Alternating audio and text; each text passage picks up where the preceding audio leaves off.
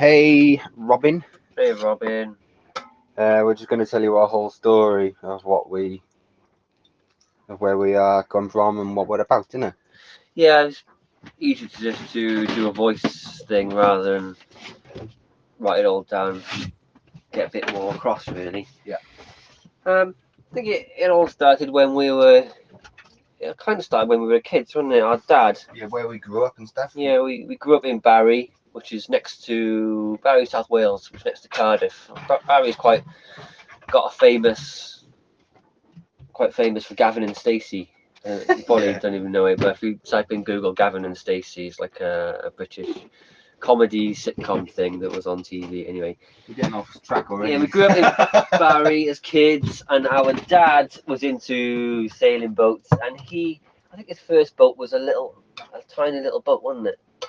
Yeah, like a 17 foot, and Yeah, then we had a 19 foot, and then he upgraded to a Jaguar 25. And we did go out for little family trips in the Bristol Channel, just little trips, not very long ones, did we? Just mainly just day sails, not that often. no. We did try our hand at dinghy sailing, but it was just like 1 or 2 weeks, and then we didn't do that anymore. I don't know why. We just did it for 1 or 2 weeks, and then as we grew up, we stopped sailing when we were about 12, weren't we? I guess, yeah. Yeah, and we didn't sail for 20 years because life got in the way and such. And we both had our own rented flats in Barry. Um, and then one day I decided to buy another boat. I fancied getting another boat, and so I joined a yacht club. Very nervously joined a yacht club because I had mental health problems at the time, quite significant ones. I had agoraphobias. I was housebound for 4 years and all stuff like that, and depression and things, and just a horrible time in my life. And then I decided to buy a Sabre, no, a, Early 22. a Hurley 22. Do you want to take over that? Yeah, so I bought early 22, and we needed somewhere to keep it. We made some inquiries, and Cardiff Yacht Club seems like a good place to keep it. So I remember the day we went down there on our motorbikes. We had motorbikes at the time, and we inquired at the club, and it was like a proper old school, old gentleman's working club. So I was a bit out of place there, didn't we? Yeah. But we soon got in, and we asked to join, and we filled out some forms, and we joined. And then as soon as we got the membership, then we bought the boat, but we didn't sail it back. We bought it from the south coast of England, and it was on a trailer. We had it trailered back. We didn't really know much about sailing No, much, we so we were too didn't. nervous. We had it trailered back to Cardiff Yacht Club, and we kept it there. And then we used to go out on the weekends when we weren't working and sail around the Bristol Channel, which was great fun, really good fun. But I think after about 6 months, we quickly outgrew the boat, Yeah. and we thought, hang on, I'm enjoying this. Let's get a bigger boat and let's go a bit further. Let's go out Mm. with the tide, maybe get on to Swansea or something. And then So, Luke came up with a crazy idea. yeah, we bought a Sabre 27, didn't we? Did we Yeah, say that? yeah, bought a Sabre. Well, yeah, we sold the last small boat and we bought a Sabre 27. That Yeah. was for sale down in Littlehampton on the south coast of England. And we Yeah. actually went down there on the bus and we bought the boat and then we sailed it back around south of England up the coast to back to Bristol Channel into the club, didn't we? That was Yeah, great we one day. did. It's our first experience of like Offshore. offshore That was sailing nerve-wracking. around there. We made a few mistakes, didn't we, in Yeah, that the boat? engine broke down, and Yeah, well, you know, it was like you do. like you did, good And experience. then we were on a trip, like a 1 day trip. We sailed from Cardiff to Portishead, and we were sitting in a Weatherspoon, just like a local restaurant, really cheap restaurant. And we were just there. I was in there and said, "Oh, why don't we?" At the time, I was working. Where was I working? I don't know, cleaning company, and Adam's working for a cleaning company as well. And it was just like dead end jobs. And I said to Adam, "Why don't we just take this boat and sail around the UK?" And Adam was like, "No, we can't do that. That's we can't leave our jobs." And I said, Jobs, "They're dead end jobs. Let's just get on a boat, spend 6 months in the summer, and just go for it. Just sail around the UK." And Adam was like, "Okay, then, yeah, we're gonna do that." So summer come along. we quit our jobs and we told our You mum and her can't, partner, and they thought it was a stupid you're idea and bloody crazy. irresponsible Yeah, to quit your job yeah. and just to go sailing for the summer. Yeah, and we had rented flats at the time. We gave our notices in the flats, and we got rid of our flats. And I had a lovely, beautiful cat at the time. I had to give my cat away, which I always regret. We should have taken my cat with us.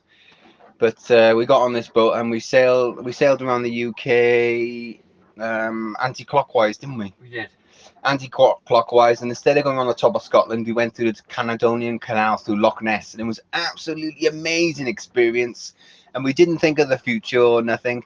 And when we got back to Cardiff, we realised, you know, when the dream was over, that we had nowhere to live. We thought, right, okay, we got rid of our flats. Where the hell are we going to live? Yeah. The club we were staying in, they didn't allow liveaboards, so we thought we'll just stay living on Nymph, our Sabre 27, and go into Cardiff Marina, wasn't it? And we started living on there, and we lived for about 4 years on there. It wasn't 4 years. Was it about a year? Well, it was very cold, though, wasn't it?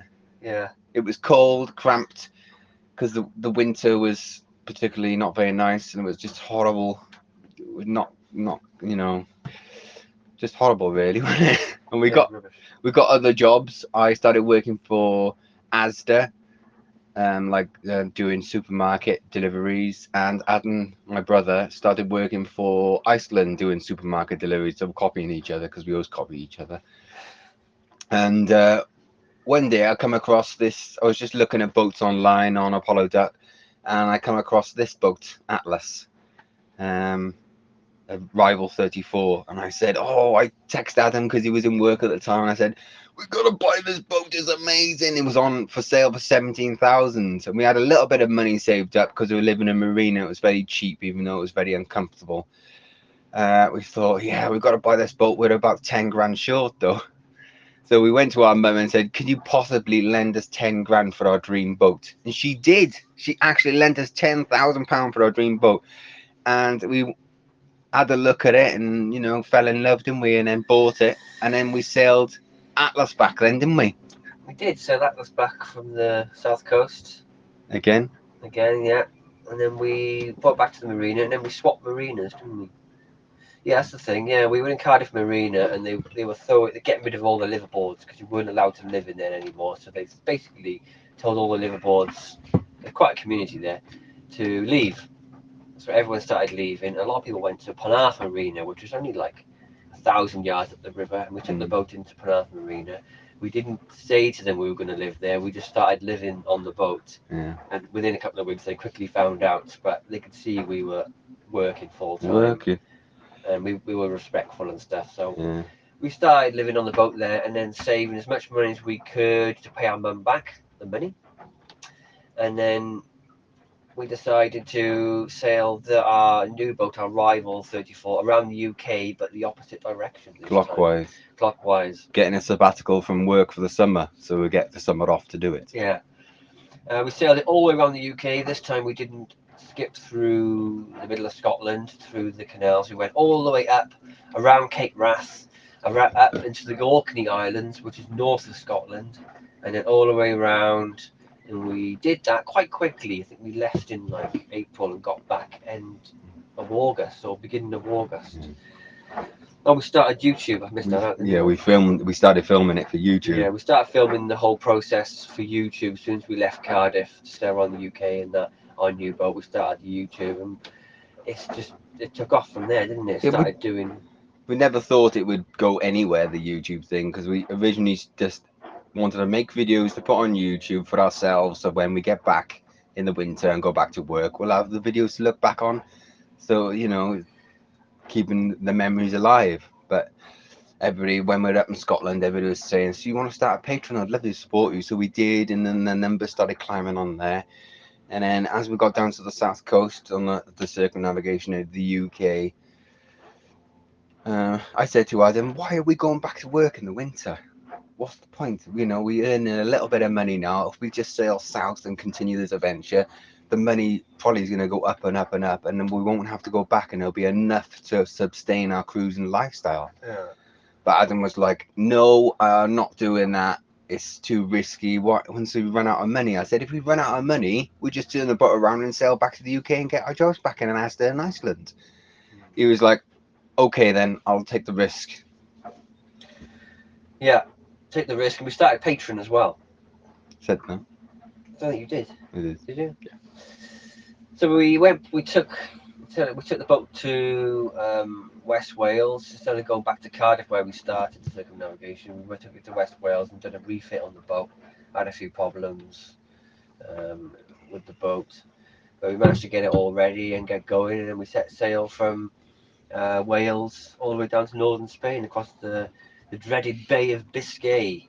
Yeah. And had a bit of a bumpy time, and that was our first time where we realised, how dangerous the sea could be. Yeah. And weather. We didn't really have weather at the time. We had nothing, didn't we? Nothing. Nothing at all. No.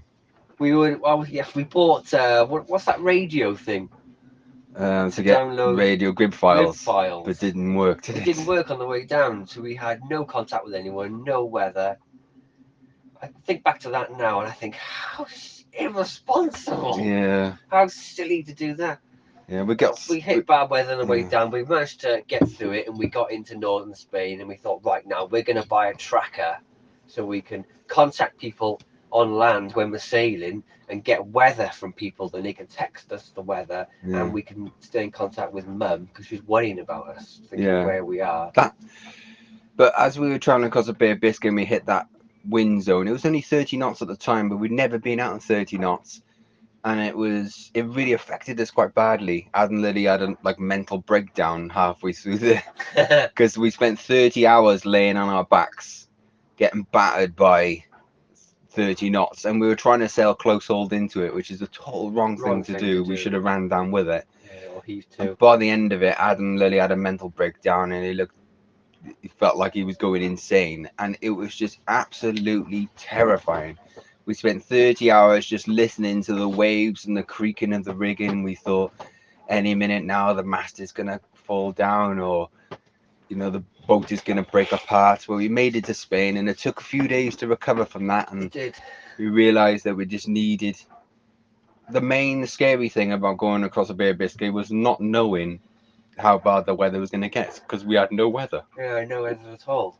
Just rubbish. Hmm. Anyway, as we got to Spain, spent a couple of days there, and then we started tracking down the coast, all around the corner of northern Spain, down the Portuguese coast of Portugal, and then we done our first offshore passage from Portugal to the Canary Islands. That was quite an interesting experience, wasn't it? First taste of proper offshore sailing out there. Yeah. Then we went from the Canary Islands down to Cape Verde, and Cape Verde was a popular place to cross the Atlantic Ocean from Cape Verde, and we picked where we wanted to go in the Caribbean. That was Martinique. A bit of a strange place to pick, really, because they all speak French and we don't. But we heard it was a good place to restock. It was cheap, easy to get into the country through customs and immigration, because we all pretty much new to all that, wasn't it? Mm-hmm. All the customs and immigration thing.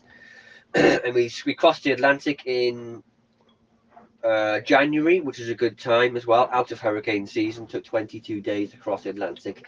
That was an absolutely mind-blowing, life-changing experience to actually leave Cape Verde and to sail west for 22 days and cross an ocean. We had an absolutely fantastic time. Loved every second of it. It was easy. Easy experience. Yeah, downwind sailing all the way. Yeah, nothing, no wind over 15, 20 knots. No. Spinnaker up for a lot of it. We were calmed. I swam in the middle of the Atlantic Ocean, like 4,000 meter deep water, and that was a heaven experience. Amazing. It was just fantastic. Yeah. And then that day, the morning, the sun rose and we spotted landfall, and it was Saint Pierre, wasn't it? No, Saint Pierre, I think it was Saint Marlin in Martinique, and just you could smell the lands, the fragrance of the grass and the trees and the land coming out of when the sun's rising, and being at sea for so long and not smelling anything, the smell hit you so vividly, and it was just, I remember with tears in my eyes, just like amazing experience, like wow, we crossed an ocean. Very emotional. Very emotional, yeah. We spent a couple of weeks, or about a month in Martinique, and then we went to Guadeloupe, a bit further north. Just the cheap places. The Windward Islands.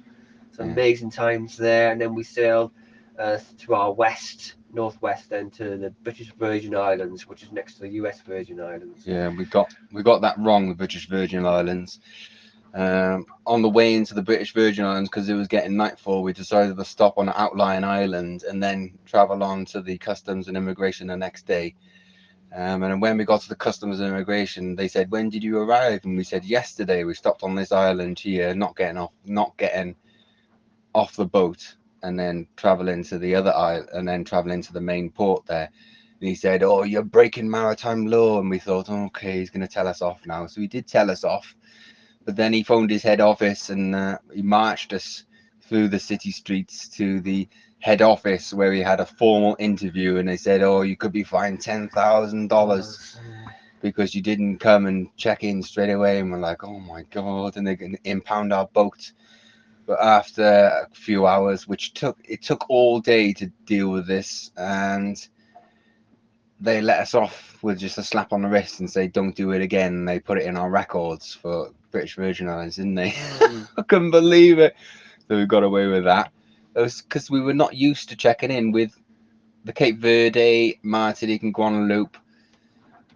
The checking in was so relaxed. You could arrive and then go and check in like 3 or 4 days later. They wouldn't care. But in British Virgin Islands, it was a totally different story. So we thought, right, we've got to make sure we check in every time now.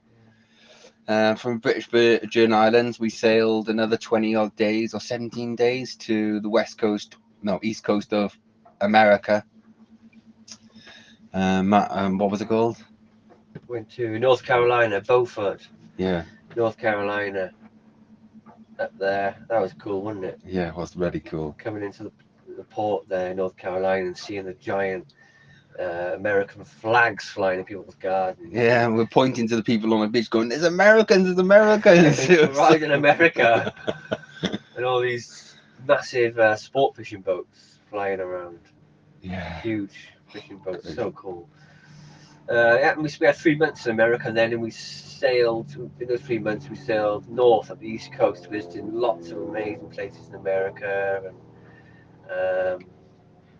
And what was that big place called?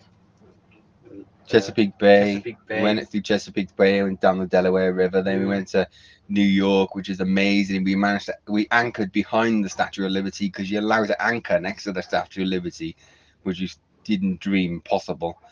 So that was amazing. And we visited all downtown Manhattan.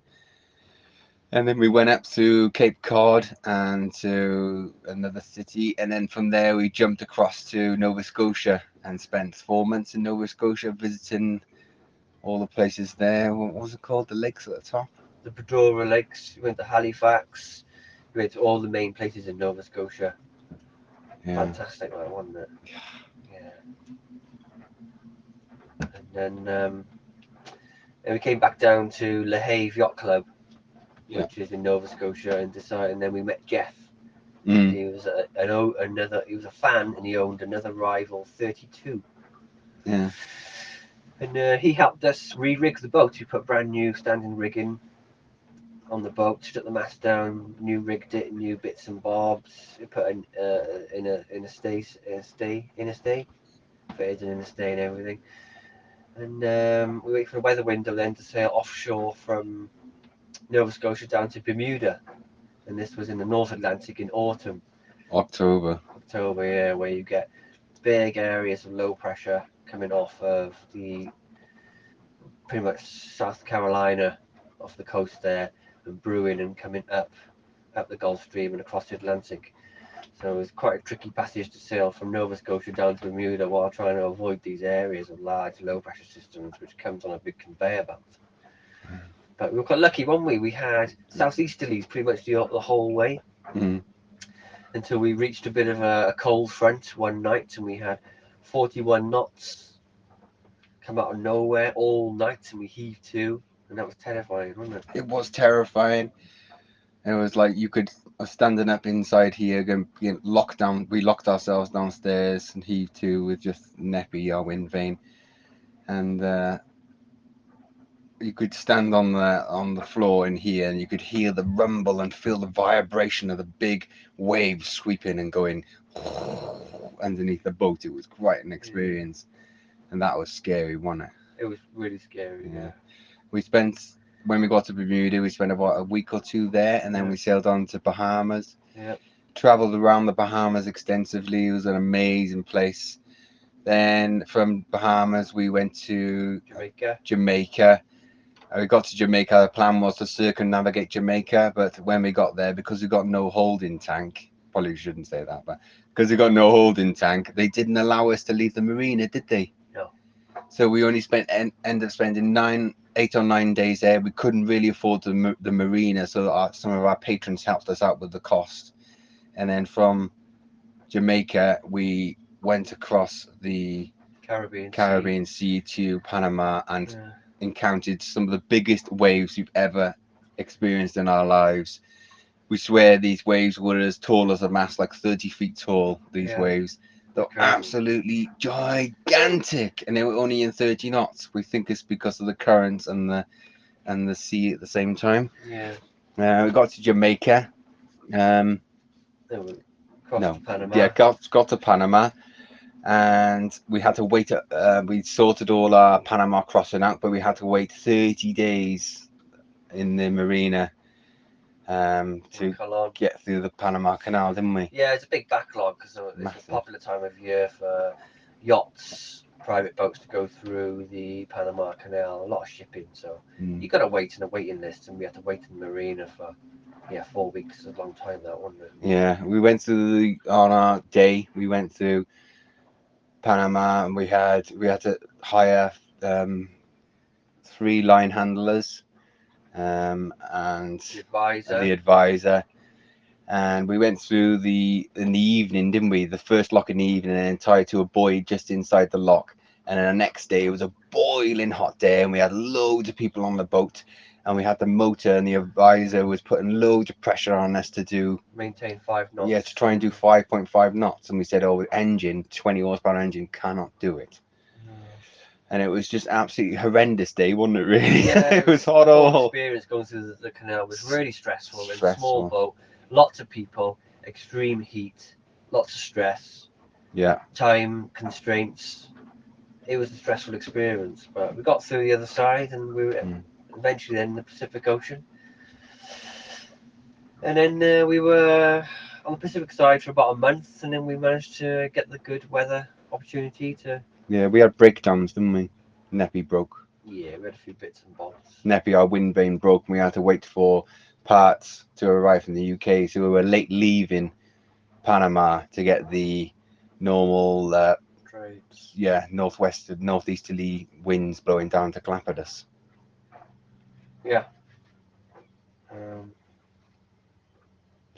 So we did eventually leave Panama, and we had to get 1,000 miles from Panama to Galapagos to get in the proper easterly trades. And we just made our way down there, and we got stuck in the currents, so it's taken us to the shore there, wasn't it? And then we got hit by logs and stuff and trees. All sorts happened, didn't it? Yeah, loads of stuff. You'll have to watch the videos, but and then the sail across the Pacific, which took 38 days. It was a long time to be at sea. Was lovely. We didn't have much wind above 25 knots, did we? We didn't have any wind above 25 knots. No. And then we arrived at the other end in one of Marquesas Islands. Hiva-Oa. Yeah, spent some time in Hiva-Oa, soaking in the Pacific Islands and meeting the locals. And that was a lovely place. The anchorages in Marquesas were great. There was no reef there as such to go behind, so it was very open to the Pacific Ocean. Lots of swells, but pretty cool place. Then we went a bit further north to Nuku-Hiva. That was a bit of a rolly old anchorage in there, wasn't it, as well? Yeah. And we left the Marquesas and sailed to the main area of French Polynesia, went to Tahiti from there. And I absolutely loved Tahiti. It was the whole island's protected by a reef, and you've got reef cuts to go in. And you're going through the reef cut, and inside is just absolute paradise. Yeah, and Moray. Yeah, all those islands are all surrounded by reef. It's an amazing place. So the anchorage is beautiful. The food is very, very expensive. Everything's very expensive. It's got to be shipped in. The people were lovely. The islands were lovely. Rainforests and everything in there. Because we spent 3 months in French Pol. That's all we could get on our visa. But you could spend years and years cruising all those amazing islands in the middle of the Pacific. There, we only touched on like a couple of percentage of the islands, didn't we? Really, Yeah. atolls to explore and everything. Mm. Amazing place, isn't it? Yeah, and then from there, Rtia, we sailed another offshore passage, 2 weeks to Tonga. Done the 3 islands and done the 2 islands in Tonga, then left Tonga, went down to the North Manura Reef, which is again amazing experience. Waiting for the weather window with 17 other boats, so we weren't alone there. We felt incredibly isolated because all the other boats had Starlink and they were talking via WhatsApp and we didn't have anything. And then we left North Manura Reef and had 3 of the toughest sailing days we've ever had. Close hauled up into 35 knots. But we made it through there, and then the wind died and we'd done a lot of motoring to get down to New Zealand. And then amazingly, one of our amazing patrons, Tim, donated money to us to get a lithium battery set up and Starlink. So we've just installed the lithium battery setup and Starlink, and now we've just made it 150 miles south. We've been in New Zealand for 2 months, and we've had some electrical problems, and we've had some engine problems and fuel tank problems, and the weather here is not playing ball with having low pressure after low pressure coming in. Our plan here is to circumnavigate New Zealand.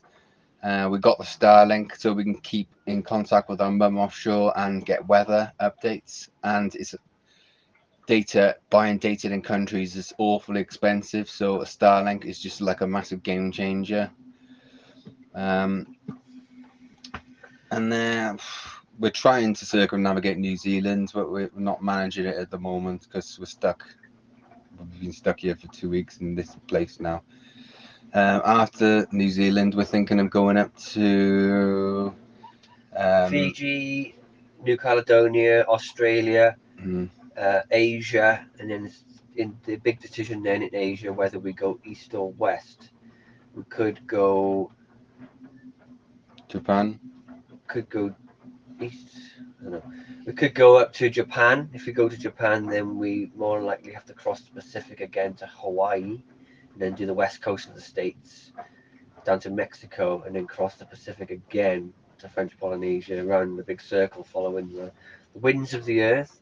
Or we could go through Asia and carry on all the way to Madagascar, South Africa, and back round across the Atlantic to Brazil again. Yeah, and then up to the Caribbean, Bermuda.